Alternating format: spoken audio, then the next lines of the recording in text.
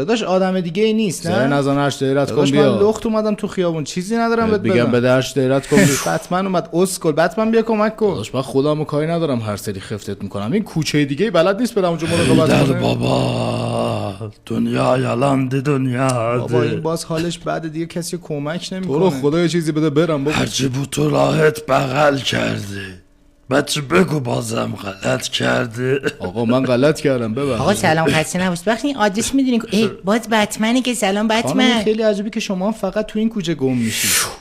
2 بار گو خورش به تو نیومده. داداش دستت هرز شده ها. یه شب تیره این دختر توی کوچه گیره پدر بزرگم هم یکم پیره. داداش این آدرس خونمونه خواستی خفتمون کنی بیا خونمون این بد واقعا حوله.